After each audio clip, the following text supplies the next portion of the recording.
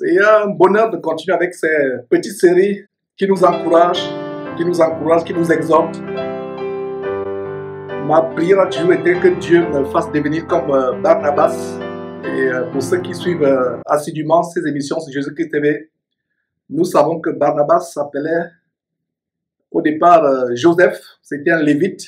Et il était parmi ceux qui avaient vendu leur terrain pour distribuer le prix de l'argent, pour déposer le prix de la vente au pied des apôtres, pour pouvoir aux besoins de nécessité dans l'église primitive. On a étudié ces choses au chapitre 3 et 4 du livre de Actes, qui fait l'objet de notre étude approfondie verset après verset, et ce sera le cas pendant plusieurs mois. Et donc, mes frères, c'était donc une joie de découvrir comment Barnabas a été appelé par les apôtres fils d'exhortation, parce que les apôtres ont vu en lui un extraordinaire ministère d'exhortation, encourageant les frères, les exhortant à marcher, à ne pas se décourager. Et ma prière a toujours été que je devienne comme Barnabas, quelqu'un qui encourage les autres frères, quelqu'un qui les exhorte. Et j'ai découvert ce merveilleux verset, notez-le s'il vous plaît, en Ésaïe chapitre 50, verset 4, qui dit « L'Éternel m'a donné une langue exercée pour que je soutienne celui qui a battu. » Et c'est un verset 50, verset 4, sur la base d'Ésaïe 50, verset 4, à me donner une langue exercée, pour que je continue à soutenir les frères et sœurs qui sont abattus, qui ont besoin d'être encouragés, et qu'eux-mêmes ensuite encouragent d'autres une fois qu'ils seront fortifiés, encouragés. Donc, ce merveilleux verset, mes frères, un beau joyau, un beau bijou au milieu de la Bible, Ésaïe 50, verset 4. L'Éternel m'a donné une langue exercée pour que je soutienne celui qui est abattu. Quel merveilleux verset, et je me vois dans ce verset. Et ma prière, et soutenez-moi dans cette prière, que Dieu me donne encore de plus en plus une langue exercée, affermie, exercée, pour encourager ceux qui sont abattus, pour encourager ceux qui sont sur le point de perdre la foi, pour encourager ceux qui sont sur le point de jeter l'éponge après des années de marche avec Dieu. Il y a des situations dans la vie, soit dans leur couple, dans leur foyer conjugal, soit dans leur lieu de travail, soit dans leur famille, des situations qui les ont tellement affligés, ils sont sur le point de se décourager, ils sont sur le point de jeter l'éponge. Donc, mes frères, le sujet d'aujourd'hui, c'est un très très grand sujet. Nous allons partager, et pour ceux qui sont nouveaux sur Jésus-Christ TV, peut-être vous allez le découvrir pour la première fois, mais pour ceux qui sont assidus, mes frères et sœurs, vous savez de quoi je vais parler. Le sujet aujourd'hui, à cette pause de midi, en ce jour de l'an de grâce 2019, nous sommes le lundi, le 12 août de l'an de grâce, à cette pause de midi. Le sujet que je vais évoquer est tellement familier à ceux qui sont assidus à ces enseignements et qui les mettent surtout en pratique. Et ce sujet, c'est le meilleur médicament contre la crise cardiaque, contre les AVC, contre toutes les maladies liées au cerveau, liées au cœur. Et je vais me consacrer aujourd'hui, n'est-ce pas, ou alors je vais consacrer ce message d'aujourd'hui à ce merveilleux grand mystère que Dieu a placé au centre du corps de l'homme ou de l'intelligence de l'homme. Donc voilà ce à quoi je vais m'atteler pendant quelques minutes, tout simplement. Ce très grand mystère que Dieu a placé au centre de la vie de tout être humain, que ce soit la vie du corps, que ce soit la vie mentale. Ce mystère s'appelle le cœur. C'est ce que nous allons évoquer aujourd'hui. Le cœur de l'homme a une double signification selon que nous l'abordons sur le plan physique ou sur le plan mental ou intellectuel. Alors, sur le plan physique, c'est ce muscle qui est au centre de notre corps physique. Vous voyez, on nous apprenait à l'école primaire, le corps humain est composé de 3 parties, la tête, le tronc et les 4 membres. Et dans ce tronc est logé le cœur. Et c'est le cœur qui est chargé de la circulation du sang par le système des vaisseaux sanguins, des artères, des veines. Et c'est le cœur qui pompe, qui reçoit le sang et qui le pompe, qui le distribue sur le plan physique. Donc le cœur est tellement important. Il y a des gens qui consacrent des années et des années d'études, de médecine. Et ici aux États-Unis, pour être un cardiologue, il faut d'abord commencer par la médecine générale, sortir de l'école de médecine, prêter serment et vous consacrer encore à d'autres années, peut-être 10 ans ou même au-delà, vous spécialisant dans le domaine spécifique du cœur. C'est un mystère. Donc le cœur sur le plan physique a cette fonction de réguler le sang, de l'envoyer dans le corps, et la vie de l'âme est dans le sang. La vie de l'âme est dans le sang. Donc il y a une étroite corrélation entre le cœur et le sang.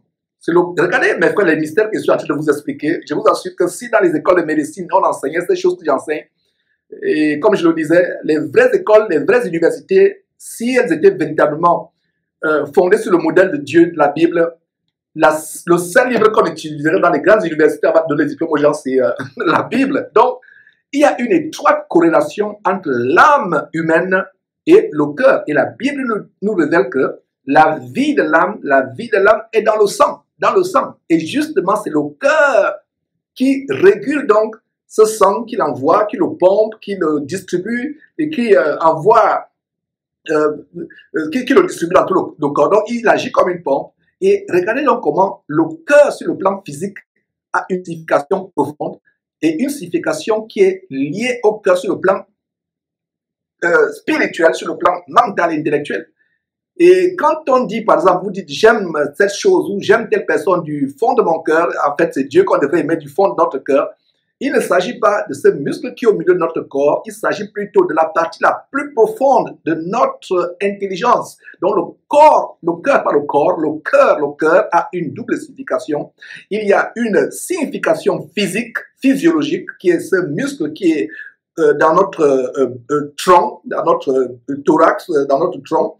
Voilà, c'est la signification physique, mais il y a aussi la signification non seulement spirituelle, mais la signification aussi mentale, intellectuelle, qui est le centre de la vie personnelle. C'est le siège de la vie et c'est ça le cœur.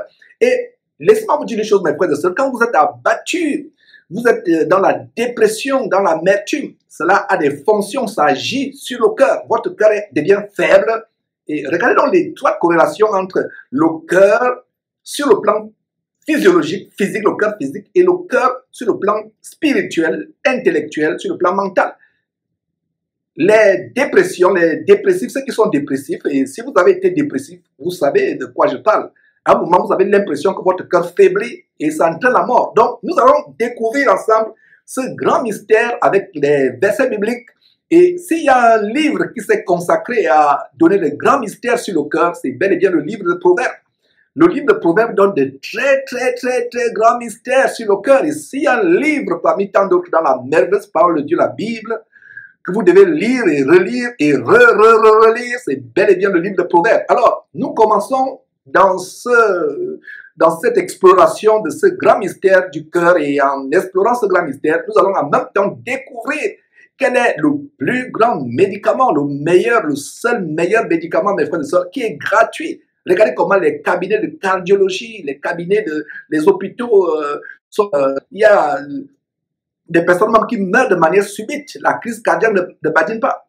Je pense véritablement, mes frères et sœurs, que si un chrétien met en pratique ce que nous allons partager aujourd'hui, il ne mourra jamais de crise cardiaque. L'une des causes mortelles numéro 1 à travers le monde, même en Afrique, pour vous qui ne le savez pas en Afrique, et de plus en plus à travers le monde, et surtout ici aux États-Unis, dans les pays soi-disant développés, où les gens, malgré leur richesse, malgré leur soi-disant développement, malgré leur abondance, ils sont frappés de crise cardiaque. Pourquoi? Parce qu'ils se soucient de leur vie, de comment être riche, de comment remplir leur compte bancaire. Et quand il y a par exemple une dépression à la bourse de valeur, par exemple à Washington ou la bourse de Londres ou de Paris, il y a des crises cardiaques, il y a des attaques. Il y a eu une terrible crise qui nous a frappé ici aux États-Unis en 2008. Et il y a des gens qui non seulement se suicidaient, se jetaient du haut de leur fenêtre, du haut des gratte-ciel. Il y a d'autres qui se mettaient une balle dans la tête, il y a d'autres qui se pendaient, et d'autres étaient frappés de crise cardiaque, d'autres étaient frappés d'AVC, ils mouraient subitement. Je pense véritablement qu'un chrétien qui m'écoute, et s'il met ses enseignements en pratique, ce que je suis sur le point de vous partager, il n'expérimentera jamais de crise cardiaque, parce que le secret c'est quoi? Le secret c'est de se confier à Dieu, d'être dans la joie malgré tous les problèmes qu'on peut traverser. Voilà le secret, mes frères et sœurs. Et nous voyons cette grande écriture que j'aimerais vraiment que nous mémorisions. 1 Thessaloniciens chapitre 5 nous donne une très grande recommandation. Voilà comment le Saint-Esprit nous exhorte dans 1 Thessaloniciens chapitre 5. Il est dit au verset 16, soyez toujours joyeux, soyez toujours joyeux. Voilà une des clés par anticipation, un des secrets par anticipation que je vous donne, secret biblique, de comment chasser toutes sortes d'attaques cardiaques, toutes sortes de crises cardiaques de notre intelligence. Et je vous parlais du livre de Proverbes qui contient beaucoup de versets qui nous montrent les mystères du cœur, comment nous pouvons soutenir notre cœur, comment le cœur peut entraîner toute notre vie, soit à une mort prématurée, soit à une longue vie. Est-ce que vous savez, mes frères et sœurs, que la longévité, il y a des gens qui veulent vivre longtemps sur Terre, ils achètent toutes sortes de vitamines, ils se mettent à un régime alimentaire bio, il y a même un régime alimentaire très fameux aux États-Unis qu'on appelle le keto, K-E-T-O, ils se mettent à un régime alimentaire, le keto, pour perdre le poids, pour être en bonne santé, pour vieillir moins vite, pour ralentir le vieillissement. Ils se mettent à tout autre de programme. Mais ce qui m'amuse, c'est que ces personnes qui se livrent à de tels programmes, c'est les mêmes personnes qui sont dépressives, c'est les mêmes personnes qui sont abattues par tous les problèmes. Ils veulent soigner le corps, ralentir le vieillissement, ralentir la prise de poids ou alors vouloir devenir mince ou maigre, peu importe. Mais ils ne soignent pas l'intérieur. Ces personnes qui veulent vivre une manière et disons faisant attention à leur alimentation, ils ne prennent pas soin de leur alimentation spirituelle que je suis en train de vous présenter, qui est soigner son cœur. Le cœur qui est la partie la plus profonde de notre intelligence, parce qu'au sens propre, le cœur c'est ce muscle, mais qui est connecté au cœur figuratif, au cœur intellectuel ou mental ou spirituel, qui est le centre de notre vie personnelle, qui est la partie la plus profonde de notre intelligence. C'est le siège de l'âme. C'est le siège de l'âme. Alors, mes frères et sœurs, c'est tellement une joie de partager ces choses parce que beaucoup de chrétiens sont abattus. Ils raccourcissent leur vie sur terre. Mes frères et sœurs, le secret d'une longue vie, ce n'est pas les crèmes que vous appliquez matin, midi et soir sur vos tempes, sur vos paupières, ce n'est pas la liposuction, ce n'est pas le botox que vous injectez aux lèvres, aux yeux et autres. Non, le secret d'une longue vie, c'est ce que je suis sur le point de vous partager.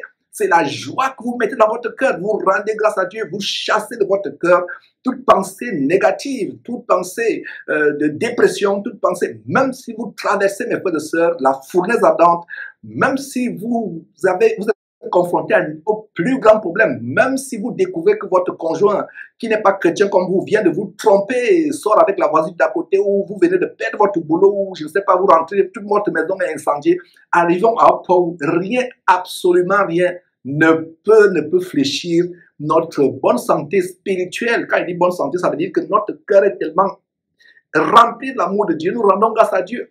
Comme Job, d'ailleurs on a fait un livre, on a fait une étude merveilleuse sur le grand livre de Job, comment cet homme a été persécuté, il a perdu tout le même jour, il a perdu ses 10 enfants le même jour, toute sa grande richesse, l'homme le plus riche de son époque, il a tout perdu.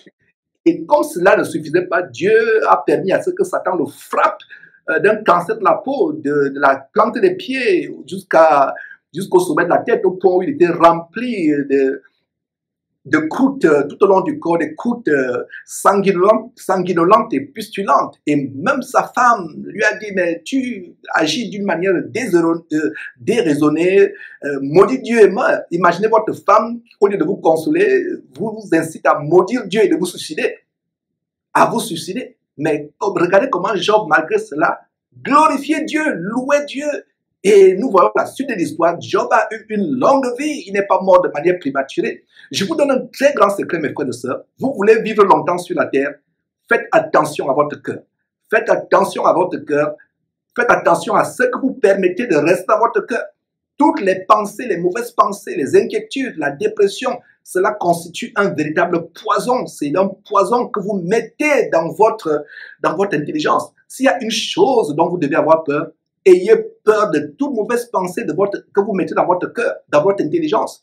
Les pensées de déception, les pensées de jalousie, les pensées de concurrence, de rivalité, les pensées de manque de pardon, les pensées de rancune. Quelqu'un vous a fait du mal, vous gardez dans vous, passez votre journée à vous ronger. Tel frère en Christ dans la maisonnée, dans l'église m'a fait ceci, mon époux m'a fait cela. Vous commencez à vous ronger le cœur avec cela. Et je disais que l'acte le plus égoïste qui soit, c'est de pardonner à ceux qui vous ont fait du mal. Parce que quand vous pardonnez à ceux qui vous ont fait du mal, vous vous libérez, vous enlevez tout poison de votre intelligence. Vous enlevez tout ce qui est toxique. Vous vous détoxifiez, vous vous détoxifiez. Regardez comment, je reviens encore comment les gens à ce siècle vraiment voluptueux, mondain, frivole dans lequel nous vivons, regardez comment ils s'attellent à soigner leur corps. Mes frères et sœurs, régime de ceci, régime de cela, ils ne soignent pas leur intelligence. Nous, chrétiens, s'il y a une partie de notre être que nous devons soigner, ce n'est pas dans le corps physique. Je ne dis pas par là maintenant qu'il faut commencer à négliger votre corps, à être sale. Non. Mais je dis que s'il y a une partie de notre être que nous devons soigner, vérifier ce qui entre, filtrer ce qui entre, filtrer ce qui sort, c'est notre cœur. Et ce n'est pas Georges qui vous le dit, c'est la Bible qui vous le dit. Je vous ai dit que Proverbe contient de grandes révélations, de grands secrets sur comment le cœur peut être à l'origine d'une longue vie sur terre, à l'origine d'une longue vie sur terre, et le cœur peut aussi être à l'origine de votre mort prématurée. Votre mort prématurée. Et beaucoup de personnes, même dans votre famille, parmi vos frères et sœurs en Christ, même parmi vos collègues, parmi même vos époux et épouses, seraient en vie s'ils avaient suivi ce genre d'enseignements et s'ils l'avaient mis en pratique. Alors, Proverbe chapitre 4, mes frères, allons en Proverbe, ce grand livre, au milieu de la Bible, presque, après Psaume. Proverbe chapitre 4 nous donne cette grande révélation qui nous dit que garde ton cœur plus que toute autre chose, car c'est de lui que viennent les sources de la vie. Les sources de la vie. Quelle merveilleuse révélation, mes frères et sœurs. Quelle merveilleuse révélation de comment nous devons garder notre cœur plus que toute autre chose. Plus que le cœur physique, plus que le corps physique. Soigne moins ton corps physique, mais soigne plus ton cœur. La partie la plus profonde de ton intelligence. Le siège de ton âme. C'est ça ton cœur. Garde ton cœur comme un trésor, plus que toute autre chose. Ça résume ce que je vous ai dit en introduction. Que beaucoup de personnes, si elles avaient mis en pratique ce verset, Proverbe chapitre 4, verset 23, ne seraient pas morts. Beaucoup seraient encore en vie. Ils sont frappés de crise cardiaque à cause de quoi? À cause des richesses, à cause des soucis du monde et cet évangile diabolique de la prospérité contre lequel je suis en guerre et je suis content que d'autres frères sont en train de se joindre à moi dans ce combat contre l'évangile diabolique de la prospérité. Il vous enseigne la crise cardiaque parce que la Bible dit que l'amour de l'argent en 1 Timothée chapitre 6 est la racine de tous les maux. Quelques-uns, en étant possédés, se sont jetés eux-mêmes dans bien des tourments. L'amour de l'argent, vous passez les nuits, il y a l'insomnie, vous ne dormez plus, il y a des crises, il y a toutes sortes de problèmes que vous avez, vous ne dormez plus, vous n'avez même plus le temps pour manger ou de vous occuper de votre époux, épouse, selon que vous êtes homme ou femme. Ça porte toutes sortes de préoccupations. Vous perdez le sommeil, vous ne dormez pas assez. Voilà l'inquiétude à cause de quoi la richesse. On vous dit de devenir riche, c'est pasteur, alors que ce n'est pas à cause de ces principes diaboliques qui vous enseignent, le mensonge qui vous enseigne qu'ils deviennent riches, ils deviennent riches avec votre argent que vous leur donnez, avec vos dîmes et vos offrandes que vous leur donnez. Ils ne deviennent pas riches en mettant ces clés, ces secrets financiers bidons, ces secrets bidons de percées financières qui vous enseignent. Alors, ce verset, Proverbe chapitre 4, verset 23, garde ton cœur plus que toute autre chose, plus que toute autre chose, car quoi? C'est de lui que viennent les sources de la vie. Ça veut dire que si tu ne gardes pas ton cœur, ce ne sont pas les sources de la vie qui viendront, mais ce sont les sources de la mort, les sources de la destruction, les sources de la maladie. Je reprends, il n'y a pas plus grande logique que la logique de la parole de Dieu. Ce verset, Proverbe chapitre 4, verset 23 dit, garde ton cœur plus que toute autre chose, car c'est de lui que viennent les sources de la vie. Alors, si tu ne gardes pas ton cœur pour que les sources de la vie de l'âme, la vie, vraiment, si tu ne gardes pas ton cœur, mon frère, ma soeur, pour que la vie vienne, qu'est-ce qui va venir? C'est la mort, ce sont les sources de la mort, ce sont les torrents de la destruction qui vont venir dans ta vie. Quel merveilleux verset, mes frères et sœurs. J'espère que vous avez compris. Pour des raisons de temps, à ma pause de midi, je ne peux pas aller plus loin, mais je pense qu'à ce niveau-là, vous avez déjà compris. Ce grand verset demande à Dieu de vous comprendre toute la profondeur, de vous faire comprendre toute la profondeur de ce verset. Et regardez notre verset en Proverbe toujours, Proverbe chapitre 12, qu'est-ce que nous voyons? L'inquiétude dans le cœur de l'homme là-bas. L'inquiétude, l'inquiétude. Oh mon frère, ne t'inquiète pas. Regardez cette grande exhortation que le Seigneur Jésus donne en Matthieu chapitre 6. Je vous ai toujours dit, si vous voulez connaître la crème de tous les enseignements de Jésus-Christ, en résumé, lisez 3 chapitres dans le livre de Matthieu, Matthieu chapitre 4, Matthieu chapitre 5, Matthieu chapitre 6, Matthieu chapitre 7. Lisez-les au moins une fois par mois. Et Jésus dit quoi? Ne vous inquiétez pas de ce que vous allez manger, de ce que vous allez boire. La vie n'est-elle pas plus importante que le vêtement? Voilà de quoi Jésus parlait. L'inquiétude met fin à ta vie de manière prématurée. Beaucoup de maladies sont issues des inquiétudes, sont issues des anxiétés, sont issues de la dépression. La dépression ne vous affecte pas seulement mentalement, intellectuellement. Il y a d'autres qui deviennent fous à cause de la dépression. Ils se retrouvent dans les centres psychiatriques. Mais la dépression vous affecte aussi même physiquement. Ça affecte les organes. Le cœur commence à faiblir, les poumons, le foie, le cerveau commencent à faiblir. D'autres même sont frappés subitement, AVC. Vous entendez qu'il est mort. On vous dit, mais il n'était pas malade, il était bien portant. On entendait, il n'y avait aucune histoire médicale à son sujet. Mais vous apprenez qu'il est mort subitement. À cause de quoi? À cause des inquiétudes, des soucis. Regardez ce merveilleux verset, ce bonbon spirituel, cette perle dans la Bible, au milieu de votre Bible, qui nous une révélation, Proverbe chapitre 12, verset 25. L'inquiétude dans le cœur d'un homme là-bas, quel est le synonyme d'abattre? C'est terrasser, c'est tuer. L'inquiétude. Ne vous inquiétez pas. Vous avez mangé, vous rendez grâce à Dieu. Vous n'avez pas mangé, rendez même encore plus grâce à Dieu. Un malheur, un bonheur arrive, chantez les cantiques, rendez grâce à Dieu. Un malheur arrive, rendez encore grâce à Dieu. Mes frères et sœurs, mes frères et sœurs. Allons à Proverbe chapitre 15, verset 13. Proverbe chapitre 15, verset 13. Que dit ce verset? Proverbe chapitre 15, verset 13 donne une autre grande révélation qui dit quoi? Un cœur joyeux rend le visage serein, mais quand le cœur est triste, l'esprit abattu. Ce verset a une profondeur non seulement spirituelle, bibliquement parlant, mais ce verset a une profondeur sur le plan médical et scientifique. Un cœur joyeux rend le visage serein. Il y a des personnes qui sont toujours joyeuses, le visage serein, malgré tous les problèmes qu'elles peuvent traverser. Vous ne savez même pas que ces personnes ont des problèmes. Il y a une sœur ici à Houston, à l'époque, il y a des années, elle était à l'université, elle traversait des pires tourments, non seulement sur le plan financier, mais sur le plan physique. Mais elle était toujours joyeuse, elle était toujours très contente. Et un jour, elle s'est assise hors de la salle de classe, dehors, et une camarade est venue auprès d'elle en pleurs des chants. Elle dit vraiment, j'ai besoin de me confier à toi, voilà ce que je vis, voilà tout ce que je suis même. J'ai comme l'impression que je suis au bord du précipice, je désespère même conserver la vie, je n'ai même plus le goût de vivre, voilà ce que je traverse. Elle pleurait. Et la sœur en Christ ici à Houston l'écoutait attentivement. Quand la sœur en Christ a ouvert la bouche pour lui exposer tout ce qu'elle traversait, la personne s'est mise à pleurer maintenant pour la sœur en Christ. Mais en fait, moi je pensais que mon problème était tellement grave, mais ton problème est encore beaucoup plus grave. Mais comment tu fais? Je te trouve toujours joyeuse. Tu es en bonne santé, rien ne va. Mais je ne savais pas que tu pouvais traverser tout ce genre de problème. Mais si tu m'avais même mis au courant, j'aurais pu peut-être t'aider. Voilà, maintenant c'est elle qui va aider, alors que c'est elle qui est venue avec les pleurs. Le visage serein dépend du fait que nous nous confions en Dieu comme un petit enfant, un bébé.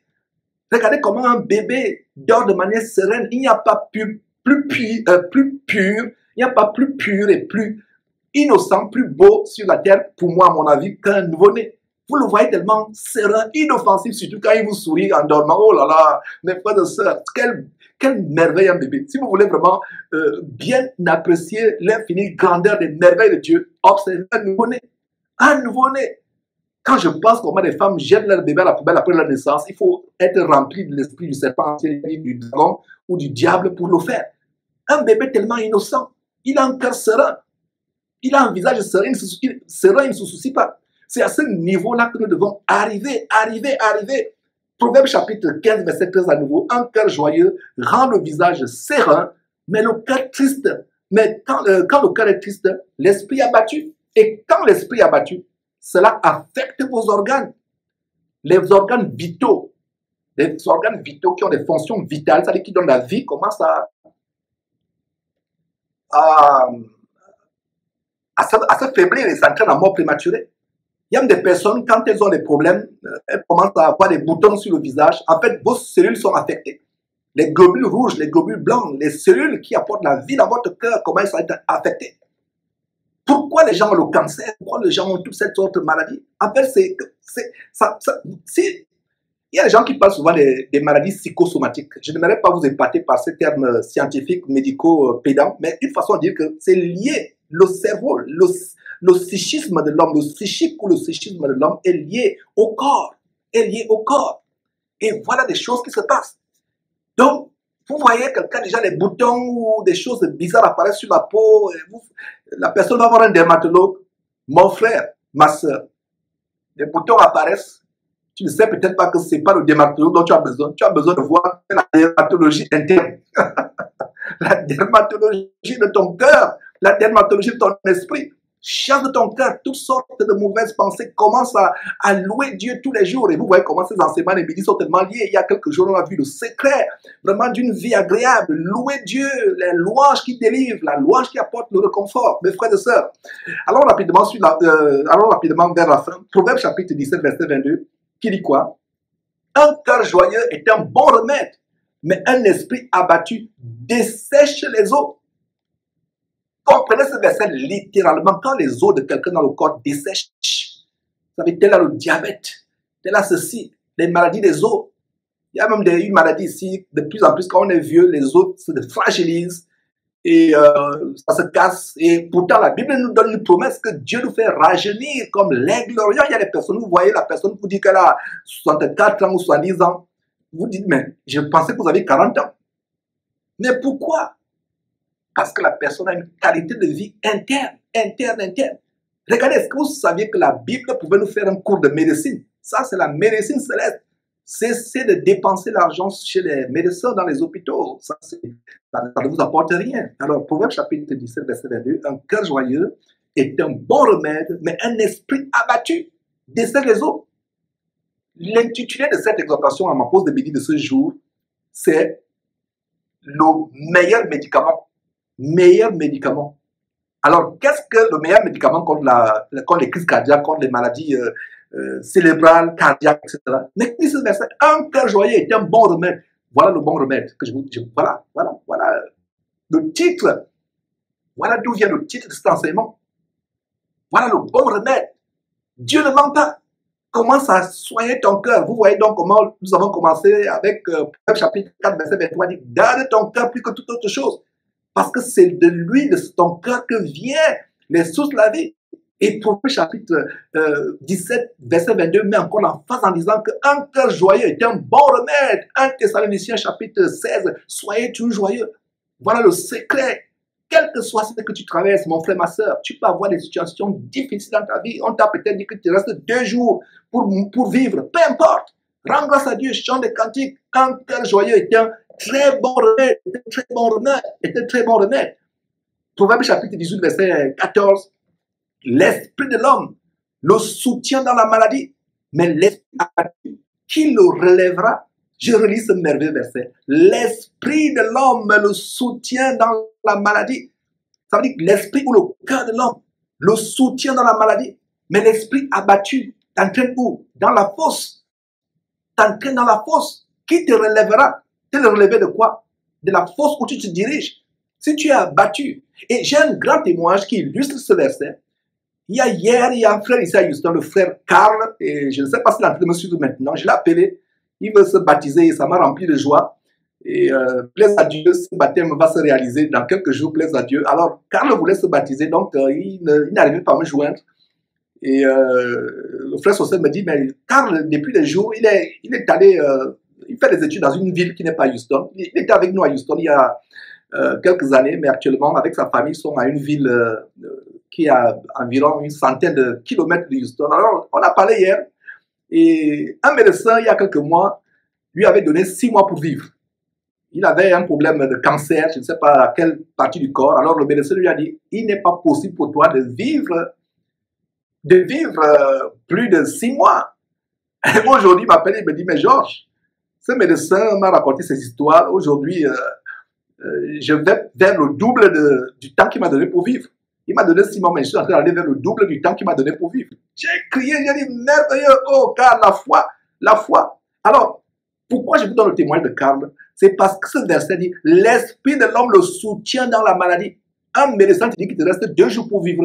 Ton esprit, Dieu te garantit que ton esprit à toi va te soutenir dans cette maladie. Ton esprit à toi va te donner le réconfort. Combien de personnes ont eu les cellules de leur corps qui étaient déjà mortes, la mort était imminente, mais les cellules se renouvellent parce qu'il adore Dieu, il glorifie Dieu, il rend grâce à Dieu. Ces cellules commencent à se renouveler. Et si c'est même pas la volonté de Dieu que tu vives, mon frère, ma soeur, rends grâce à Dieu parce qu'au ciel, tu te retrouveras au ciel. La vie sur cette terre n'est qu'un passage. Il faut que nous arrivions à un point où on dit, Satan, tu ne peux rien faire contre moi. Même si tu es arrivé même à me tuer, c'est-à-dire qu'à me faire dormir, j'ai la conviction qu'au retour de Jésus-Christ, je serai enlevé avec l'Église pour vivre éternellement dans le nouveau paradis à venir. Terminons rapidement avec Psaume chapitre 42, verset 11. Regardez cette exclamation. Et c'est par cette conclusion, mes frères et sœurs, que tout chrétien qui m'écoute, qui est sérieux avec comment soigner son corps, non seulement son cœur, pardon, je voulais dire comment soigner son cœur, vous devez dire cette exclamation. Notez très bien, mes frères et sœurs, Psaume 42, verset 11, il a dit, pourquoi t'as battu mon cœur, mon âme, âme au cœur? Chaque fois que vous lisez âme dans la Bible et cœur, les 2 mots peuvent être généralement interchangeables, surtout quand on parle du cœur au sens figuré, c'est-à-dire que le cœur sur le plan spirituel mental. Alors, pourquoi t'as battu mon âme? Voilà, dis à ton âme, lève-toi ma soeur où tu es et dis à ton âme, pourquoi t'as battu? Je t'interdis de t'abattre. Je t'ordonne d'être joyeux. Je t'ordonne d'être dans la joie de louer Dieu. Pourquoi t'as battu mon âme ou mon cœur? Et gémis-tu au-dedans de toi? Et gémis-tu au-dedans de toi? Espère en Dieu, car je le louerai encore. Il est mon salut et il est mon Dieu. Voilà, je redis ce verset. Pourquoi t'as battu mon âme ou mon cœur? Et gémis-tu au-dedans de toi? Espère en Dieu, espère en Dieu, car je le louerai encore. Il est un salut et il est mon salut et mon Dieu. Mes frères, c'est par ce merveilleux verset que je conclue cette section d'aujourd'hui, la partie 13 de nos partages de ma pause à midi. Mes frères et sœurs, vous connaîtrez la vérité vous affranchira. Bye bye.